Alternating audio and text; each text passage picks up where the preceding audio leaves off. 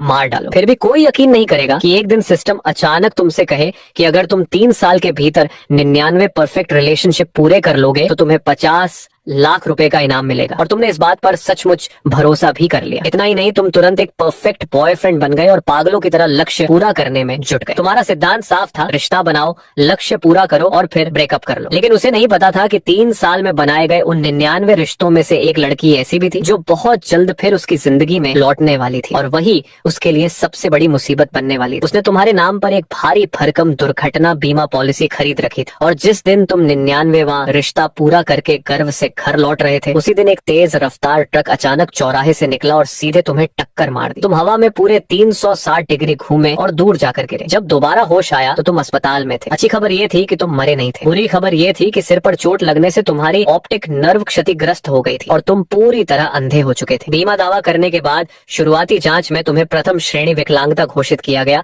और बीमा कंपनी ने तुरंत तुम्हारे खाते में 50 लाख रुपए भेज दिए। तुम ये सुनकर हंसो या रो समझ नहीं पा रहे थे। हालांकि सिस्टम ने भरोसा दिलाया कि 1 महीने बाद वह तुम्हारी आंखें फिर से ठीक कर देगा, लेकिन ये सब कुछ हद से ज्यादा बेतुका लग रहा था। बिस्तर पर लेटे लेटे तुम गुस्से में बोले, ओए निकम्मे सिस्टम, जरा उन उपन्यासों वाले अमीर बनाने वाले सिस्टम से कुछ सीख। सीधे बैंक खाते में पैसे नहीं भेज सकता था? ट्रक से जरूरी था क्या? सिस्टम ने आराम से जवाब दिया, होस्ट, अगर सीधे पैसे ट्रांसफर करता तो उस पर टैक्स लगता। 20% आकस्मिक आयकर कटने के बाद तुम्हारे पास सिर्फ 40 लाख बचते, लेकिन बीमा मुआवजा टैक्स फ्री होता है, इसलिए पूरे 50 लाख तुम्हें मिले हैं। क्या ये ज्यादा उचित नहीं है? तुम कुछ पल के लिए चुप रह गए। अच्छा, तो तुम्हें कानून की अच्छी जानकारी है? हाँ, मेरे अंदर कानूनी सलाहकार मॉड्यूल मौजूद है। तो फिर कोई इंसानियत वाला मॉड्यूल क्यों नहीं लगाया? क्षमा करें, वह मॉड्यूल अभी तक विकसित नहीं किया गया है। ये सुनकर तुम्हारे पास कहने को कुछ नहीं बचा। छोड़ो, 1 महीना ही तो है, इसे अंधे व्यक्ति की जिंदगी का अनुभव समझ लेता हूँ। इसी दौरान वार्ड का दरवाजा खुला और एक नर्स अंदर आई। डॉक्टर जी, मैं आपकी आंखों में दवा डालने आई हूँ, थोड़ा उठकर बैठिए, थोड़ी तकलीफ होगी इसलिए हिलिएगा मत। तुम सहारा लेकर बैठ गए। तुम्हें महसूस हुआ कि आंखों पर बंधी पट्टियां एक एक करके हटाई जा रही है। त्वचा पर हवा लगने की ठंडी अनुभूति हो रही थी। तभी नर्स अचानक बोली, क्या आप मरीज के परिवार से हैं? ये सवाल स्पष्ट रूप से तुमसे नहीं पूछा गया था। तुम्हारा दिल धक से रह गया। कोई मिलने आया है? क्या वह तुम्हारा रूममेट त्यान होगा? आखिर अस्पताल में भर्ती होने की बात बहुत कम लोगों को पता थी। तुमने बिना सोचे पूछा, अरे त्यान, आज ऑफिस नहीं गए क्या? नर्स के हाथ अचानक रुक गए। उसने अनायास पीछे खड़े उस बेहद खूबसूरत और शांत स्वभाव वाली लड़की की ओर देखा। इतनी खूबसूरत लड़की को यह आदमी त्यान कह रहा है। कुछ सेकंड बीत गए लेकिन कोई जवाब नहीं आया। तुम्हें अजीब लगा। त्यान तो बहुत बातूनी था और अभी जो कदमों की आवाज आई थी वह भी काफी हल्की। तभी नर्स बोली, थोड़ा सह लीजिए। अगले ही पल आखिरी पट्टी भी हट गई। तुरंत ऐसा लगा जैसे किसी ने सैकड़ों सुइयां तुम्हारी आंखों में घोंप दी हो। भयानक दर्द से तुमने दांत भींच लिए, मुट्ठियां कस गईं और माथे पर पसीना छलक आया। लेकिन तभी एक बेहद मुलायम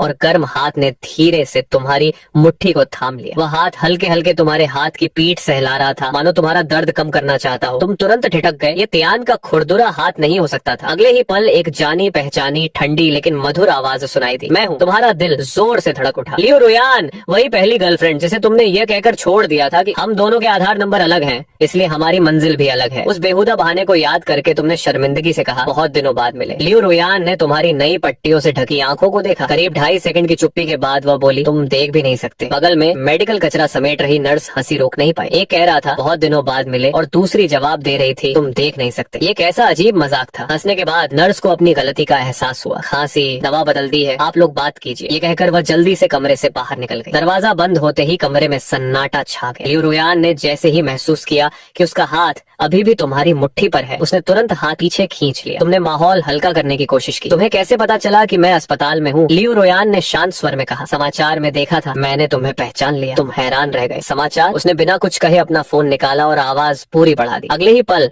समाचार चैनल की आवाज सुनाई दी। हाल ही में शहर में एक सड़क दुर्घटना हुई। एक युवक सड़क पार करते समय मोबाइल देख रहा था और एक ट्रक की चपेट में आ गया। तुम्हारा चेहरा तुरंत हरा पड़ गया। पता चला कि दुर्घटना की पूरी घटना ट्रैफिक कैमरों और डैश कैम में रिकॉर्ड हो गई थी, लेकिन असली शर्मिंदगी अभी बाकी थी। वीडियो में तुम हवा में शानदार 360 डिग्री स्पिन लगाते हुए दिखाई दे रहे थे और जमीन पर गिरते ही तुमने पूरी इज्जत के साथ अपना दाहिना हाथ उठाकर ट्रक ड्राइवर को एकदम सही अंदाज में मिडिल फिंगर दिखा दी थी। हरकत इतनी स्वाभाविक थी कि मानो कोई आधुनिक कला का प्रदर्शन हो। यह वीडियो मूल रूप से सड़क सुरक्षा जागरूकता के लिए जारी किया गया था, लेकिन इंटरनेट पर वायरल हो गया। नेटिजन्स ने तरह तरह की टिप्पणियां की। कोई कह रहा था भाई उड़ गया लेकिन स्वाभिमान नहीं गया, तो कोई लिख रहा था मर जाओगे लेकिन अकड़ नहीं जाएगी। सब सुनने के बाद तुम्हारे चेहरे पर निराशा छा गई। तो मतलब मैं पूरे इंटरनेट पर मशहूर हो चुका हूँ? लियो रुयान ने सिर हिलाया, फिर ईमानदारी से बोली, सिर्फ इंटरनेट पर नहीं, मेरी माँ ने तो कल इसे फैमिली ग्रुप में भी शेयर किया था। तुम पूरी तरह टूट गए। मन ही मन सिस्टम को 108 बार कोसने लगे। अभी बेड के पास रखा तुम्हारा फोन बज उठा। मैं दूर से चांद के ऊपर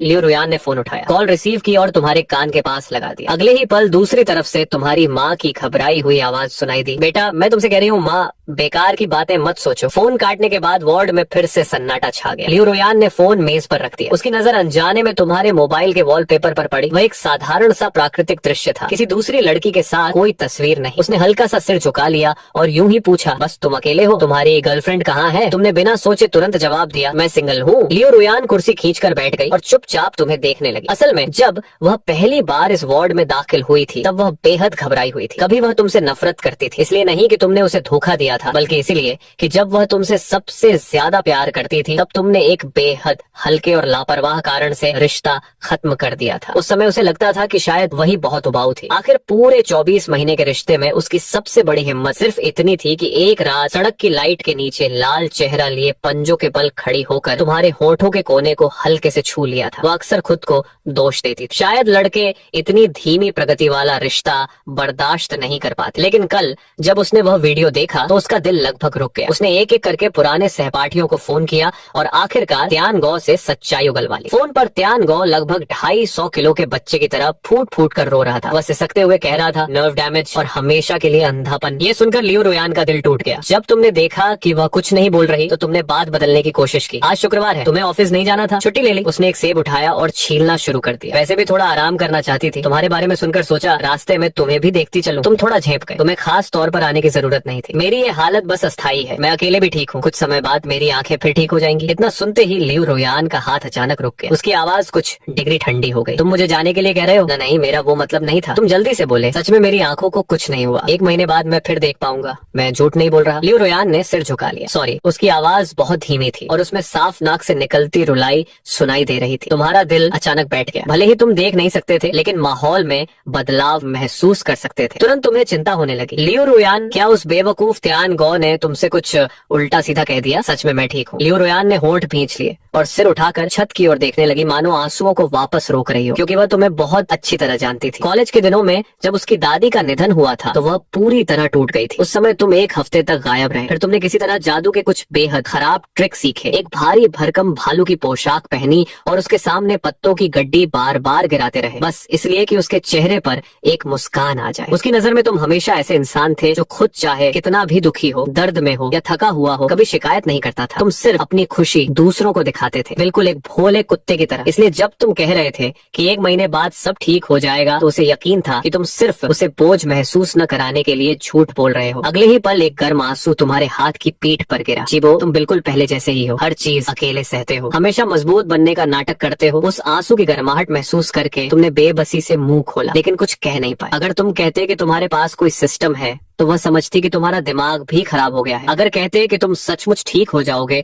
तो वह समझती कि तुम निराशा में भी मुस्कुरा रहे हो। तुम बस चुपचाप बिस्तर पर पड़े रहे और कमरे में गूंजती दबी दबी सिसकियों को सुनते रहे। मन ही मन तुम सिर्फ यही सोच रहे थे, दीदी प्लीज अब और कल्पनाएं मत करो। तभी जब तुम किसी तरह त्यानगो के आकर माहौल बचाने की दुआ कर रहे थे, वार्ड का दरवाजा अचानक जोर से खुल गया। साथ ही ऊंची एड़ी की सैंडल की तेज और स्पष्ट आवाज सुनाई दी। टक टक, हर कदम में जबरदस्त दबाव था। स्पष्ट था कि आने वाला व्यक्ति त्यानगो नहीं हो सकता। उस परिचित कदमों की आवाज सुनते ही तुम्हारी रीढ़ में ठंडक दौड़ गई, यहाँ तक कि तुम्हारी बंद पलकों ने भी अनायास फड़कना शुरू कर दिया। कुछ ही सेकंड में वह शख्स बिस्तर के पास आकर रुक गया। लियो रुयान ने सिर उठाकर देखा। सामने एक महिला खड़ी थी। उसने बेहतरीन कटिंग वाला काला ट्रेंच कोट पहन रखा था, अंदर सफेद सिल्क शर्ट और हाई वेस्ट पैंट थी। मेकअप बेहद नफीस था और लाल लिपस्टिक उसकी आभा को और तेज बना रही थी। उसने दोनों हाथ सीने पर बांध रखे थे। पहले उसने तुम्हें ऊपर से नीचे तक देखा, फिर नजर लियो रुयान पर टिक गई। उसकी निगाहें इतनी आक्रामक थीं कि लियो रुयान भी थोड़ा असहज हो गई। हेलो, आप कौन है? मेरा नाम शेन मेंगशी है, मैं जीबो की बॉस हूँ। उसकी आवाज लियो रुयान से भी ज्यादा दबंग थी। वर्षों तक आदेश देने की आदत उसकी हर बात में झलक रही थी, लेकिन यह नाम सुनते ही तुम कंबल के अंदर पत्थर की तरह जड़ हो गए। शेन मेंगशी, तुम्हारी चौथी गर्लफ्रेंड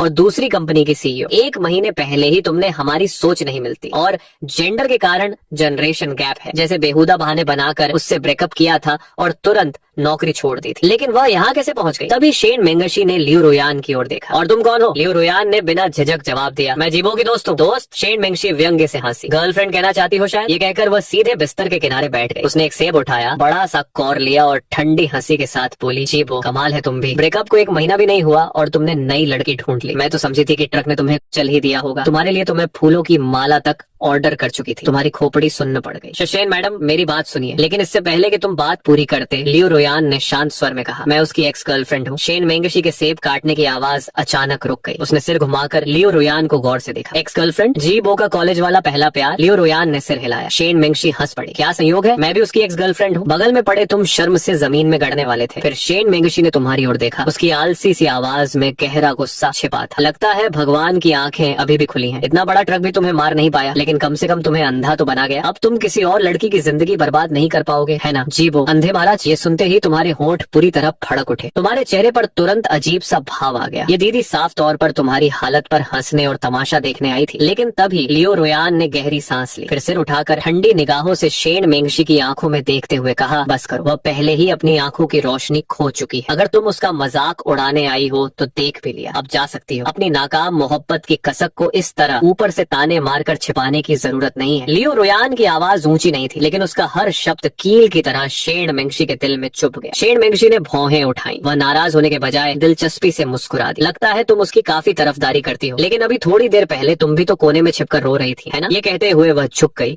और लियो रोयान की हल्की लाल हुई आंखों को घूरते हुए बोली, इतना महान बनने का नाटक मत करो। हम दोनों एक जैसे हैं। हम दोनों को इसी कमीने ने छोड़ दिया था। फिर कौन किससे ज्यादा सम्मानित या महान है? ये कहकर शेन मेंगशी ने सिर घुमाकर तुम्हारी तरफ देखा और पूछा, जी वो बताओ, क्या मैं गलत कह रही हूँ? उसने तुम्हारे नाम एक भारी भरकम दुर्घटना बीमा पॉलिसी खरीद रखी थी। इस समय तुम अस्पताल के बिस्तर पर लेटे हुए थे। आंखों के सामने सिर्फ अंधेरा था और सिर की त्वचा में झुनझुनी सी दौड़ रही थी। तुम सोच रहे थे कि बेहोश होने का नाटक जारी रखो या नहीं। तभी दरवाजे की तरफ से किसी के चुपचाप मूंगफली या सूरजमुखी के बीच चबाने की आवाज आई। आवाज बहुत हल्की थी, लेकिन इस तनावपूर्ण माहौल में वह किसी धमाके से कम नहीं लग रही थी। वो माफ कीजिए, गपशप इतनी मजेदार थी कि मैं सुनते सुनते बीच खाती रह गई। दरवाजे पर एक छोटी बालों वाली लड़की खड़ी थी। उसने सफेद रंग की बिल्ली वाली टी शर्ट और हल्के नीले रंग की शॉर्ट्स पहन रखी थी। उसकी टांगे गोरी और सीधी थी। जब शेन मेंगशी और लियो रोयान ने उसकी ओर देखा तो उसने जल्दी से बाकी बचे बीज अपनी जेब में ठूंस ली। आप लोग जारी रखिए, जारी रखिए, उसने मुस्कुरा कर कहा। उसके गालों पर दो प्यारे डिंपल उभर आए। फिर जैसे उसे कुछ याद आया,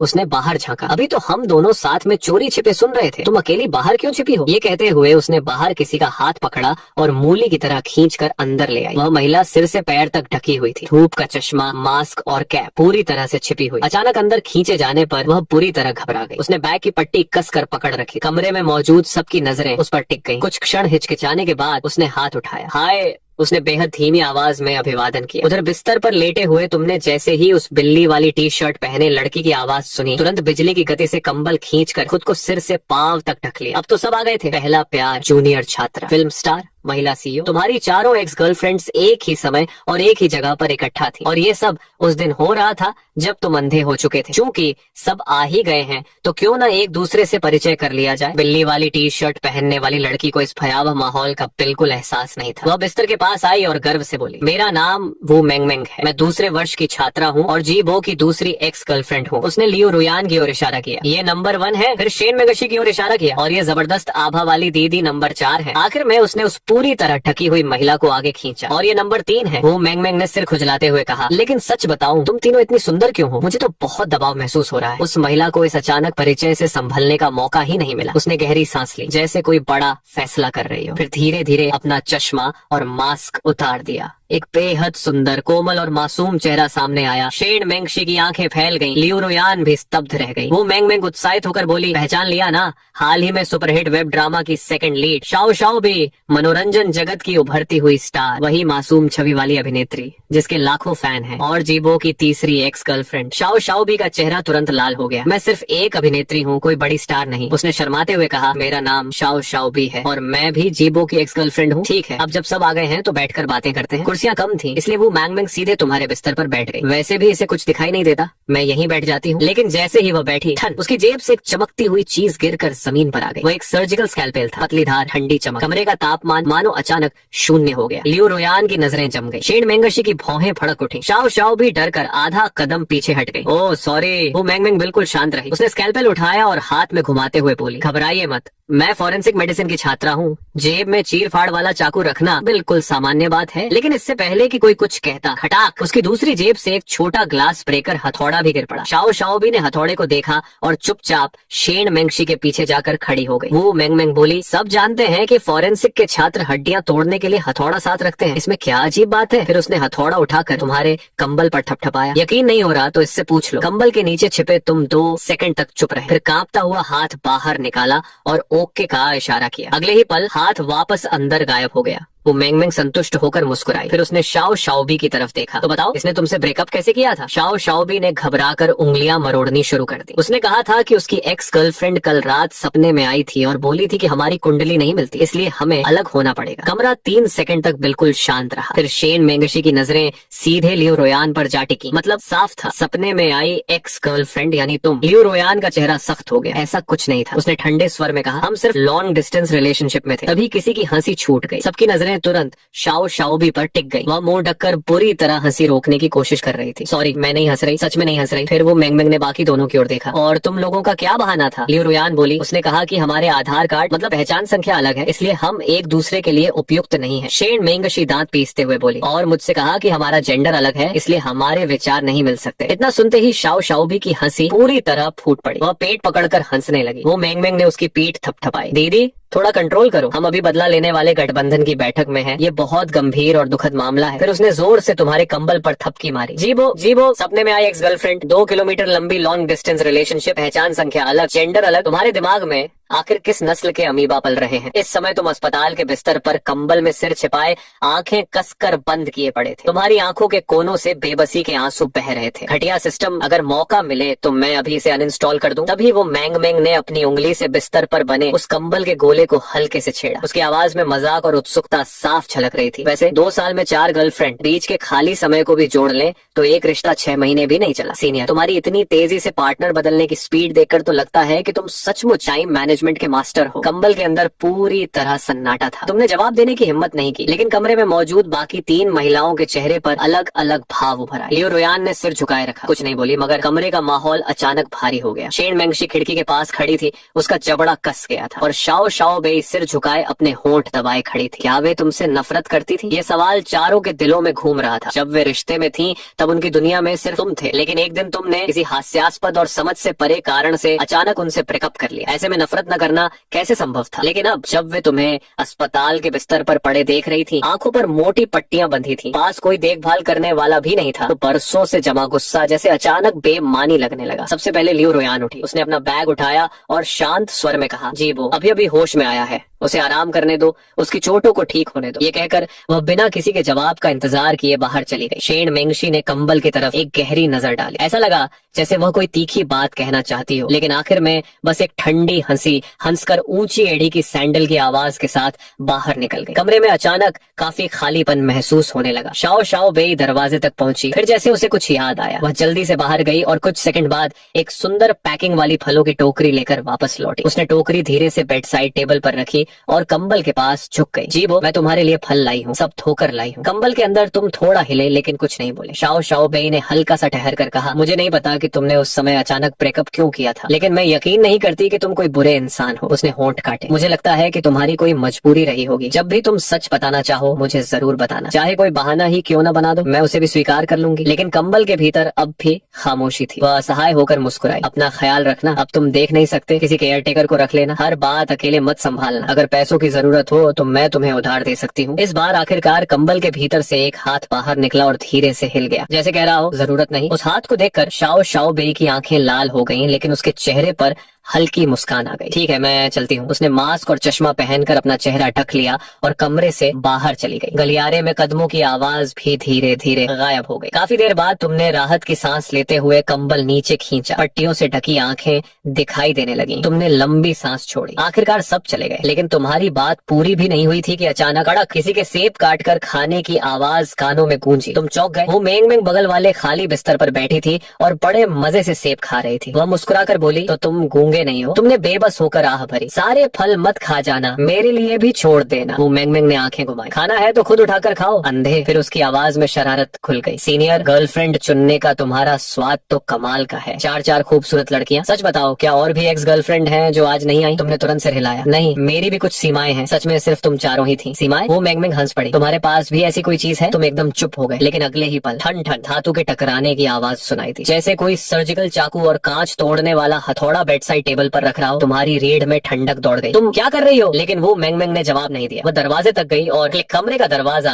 अंदर से लॉक कर दिया। फिर उसने अपने बालों की रबर निकाली और बिखरे हुए छोटे बालों को एक साफ सुथरी पोनी टेल में बांध लिया। उसकी हर हरकत में किसी प्रोफेशनल की तरह काम शुरू करने वाली तैयारी झलक रही थी। वह धीरे धीरे तुम्हारे बिस्तर के पास आई। उसके चेहरे पर मीठी मुस्कान थी, आवाज भी उतनी ही नरम। सीनियर, तुम्हें याद है जब हम रिलेशनशिप में थे तब मैंने एक बात कही थी? वो मैंग मैंग बिस्तर के किनारे खड़ी होकर मुस्कुराई। मैंने कहा था मेरी डिक्शनरी में ब्रेकअप नाम की कोई चीज नहीं होती। उसकी मुस्कान और गहरी हो गई। मेरी डिक्शनरी में सिर्फ विधवा होती है। तुम्हारा पूरा शरीर सिहर उठा और आवाज तक बदल गई। रुको रुको, वो तो बस एक मजाक था। वो मैंग मैंग मुस्कुराई। अरे सच्ची बातें तो अक्सर मजाक में ही कही जाती हैं। उसकी आवाज और भी नरम हो गई, जैसे किसी बच्चे को बहला रही हो। चिंता मत करो, बिल्कुल दर्द नहीं होगा। मेरा हाथ बहुत साफ है। एक ही बार में काम खत्म और तुम बहुत शांति से विदा हो जाओगे। अगले ही पल धप धप की आवाज के साथ उसने अपने जूते उतार दिए और सीधे अस्पताल के बिस्तर पर कूद गई। गद्दा नीचे धंस गया और एक हल्की सी खुशबू तुम्हारी नाक में भर गई। तुम्हें महसूस हुआ कि कोई तुम्हारे बगल में एक घुटने के बल बैठा है और ऊपर से तुम्हारी ओर झुक रहा है। वो मैंग मैंग धीरे से बोली, हिलना मत, नहीं तो गलत जगह कट सकता है। अब तुम सचमुच घबरा गए। क्या ये पागल लड़की सिर्फ इसीलिए तुम्हें यहीं काट कर रख देगी क्योंकि तुमने उससे ब्रेकअप कर लिया था? ये सोचकर तुमने हाथ बढ़ाकर उसे दूर धकेलने की कोशिश की, लेकिन अंधाधुंध हाथ घुमाते हुए अचानक तुम्हारी उंगलियां किसी बेहद मुलायम चीज से टकरा गईं। बहुत मुलायम। पतली टी शर्ट के पार भी उसकी नरमी और लोच साफ महसूस हो रही थी। तुम्हारा दिमाग एक पल के लिए बिल्कुल खाली हो गया। हाथ हवा में ही रुक गया, जैसे समय एक सेकंड के लिए थम गया। बदअत्मी छटाक एक जोरदार थप्पड़ तुम्हारे कंधे पर पड़ा। अगले ही पल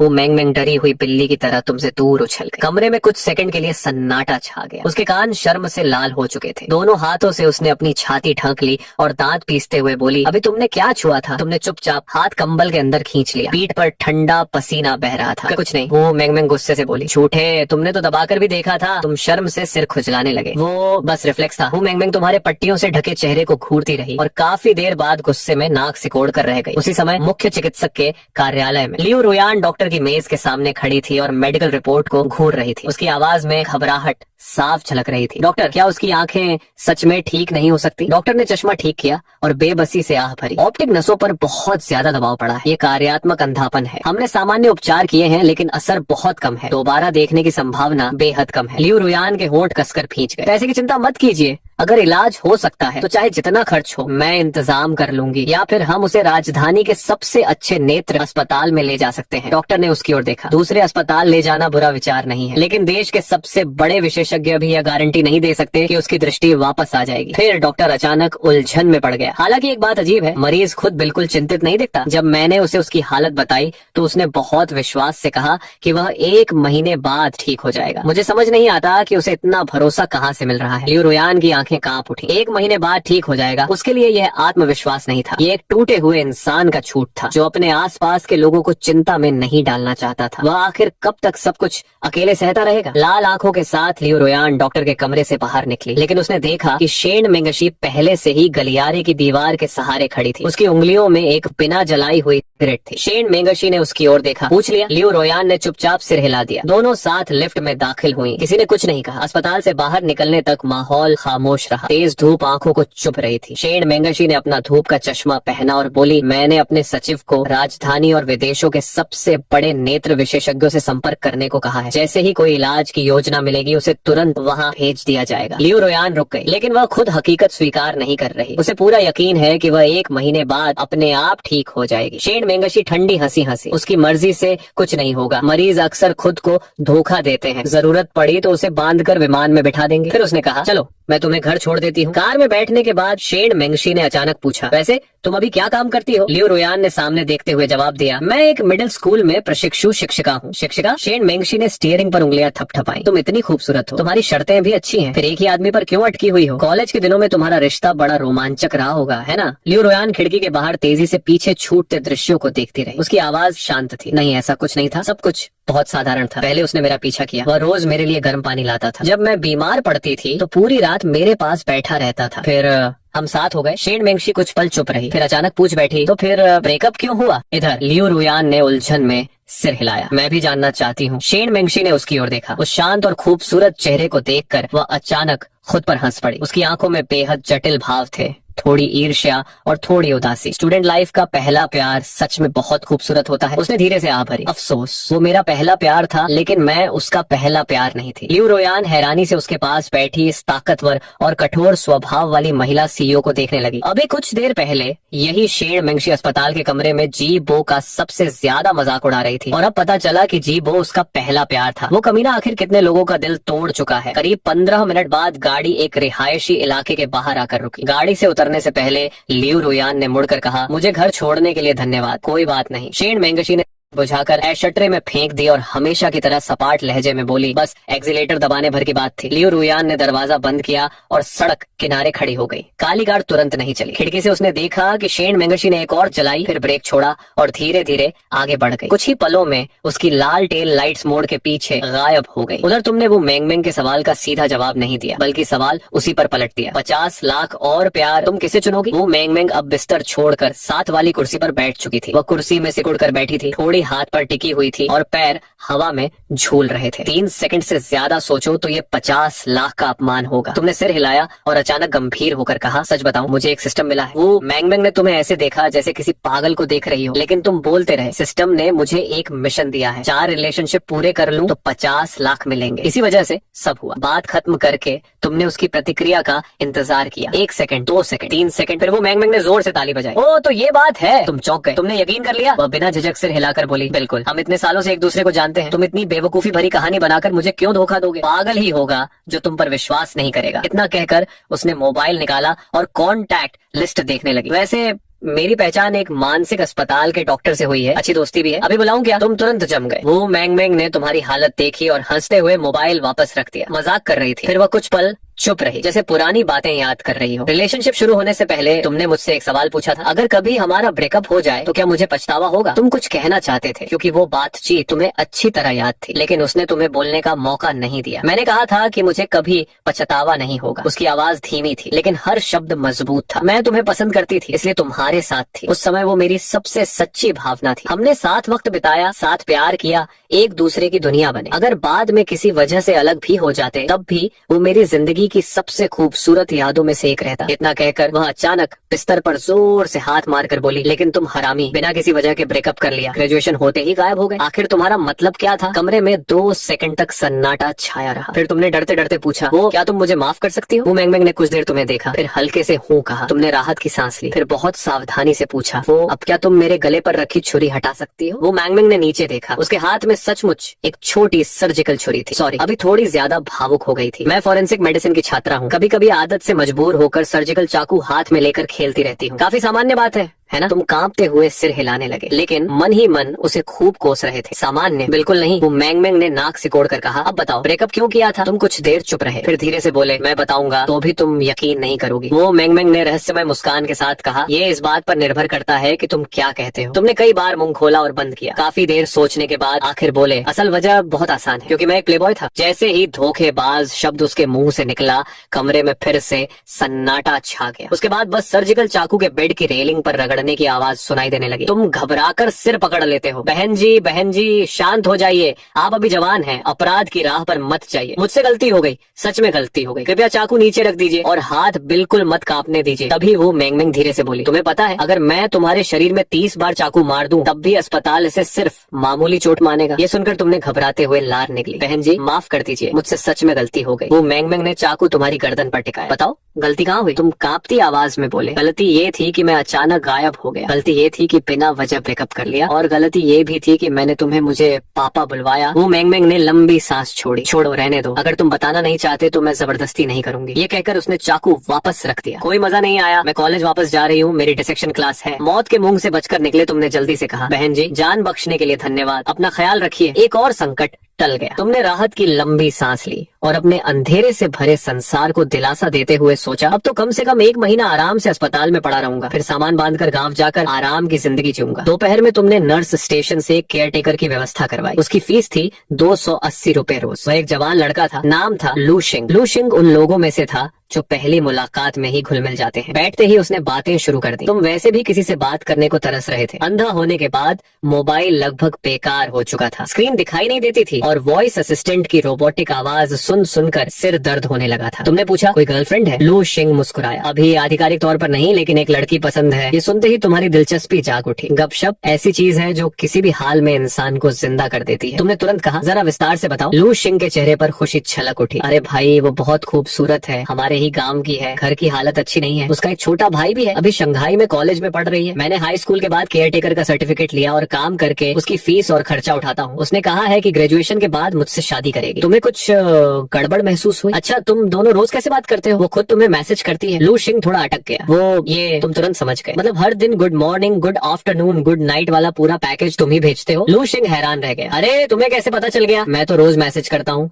वो जवाब भी देती है, कभी कभी स्टिकर भी भेजती है, और उसने खुद भी मुझे मैसेज किया था। तुमने पूछा किस लिए? लू शिंग गर्व से बोला, ऑनलाइन शॉपिंग ऐप में उसके लिए एक वॉर काटो वाला डिस्काउंट पूरा करने के लिए। भाई सोचो, उसने खुद मुझसे मदद मांगी, इसका मतलब वो भी मुझे पसंद करती है ना? उस वक्त लू शिंग इतना खुश था मानो उसे दुनिया की सबसे बड़ी दौलत मिल गई हो। कुछ औपचारिक जवाबों को ही वह अपने प्यार का प्रमाण मान बैठा था। तुमने बेबस होकर आह भरी, पसंद? ये तो पूरा का पूरा सर्टिफाइड सिंप है। लू शिंग, एक शब्द सुना है, बेकार की गहरी मोहब्बत। आम भाषा में इसे खुद को धोखा देना या चापलूस आशिक होना कहते हैं। लू शिंग हंस पड़ा। भाई मजाक मत करो, मैं सिंप नहीं हूँ। उसने मुझसे शादी करने का वादा किया है, उसके लिए खर्च करना तो मेरा फर्ज है। तुम्हारी आंखें फड़क उठी। ऐसा करते हैं, हम दोनों एक शर्त लगाते हैं। तुम उसे मैसेज करो कि हाल ही में तुम पर कर्ज चढ़ गया है और अब शायद उसका खर्चा नहीं उठा पाओगे। अगर वो सच में तुमसे प्यार करती है तो सबसे पहले पूछेगी कि कर्ज कैसे हुआ, कोई परेशानी है क्या उसे तुम्हारी मदद करनी चाहिए? लेकिन अगर वो तुम्हें सिर्फ एटीएम समझती है तो उसे तुम्हारी हालत से कोई मतलब नहीं होगा। वो सिर्फ इतना कहेगी कि जल्दी से समस्या हल करो और पैसे भेजो, क्योंकि उसके लिए अहम तुम नहीं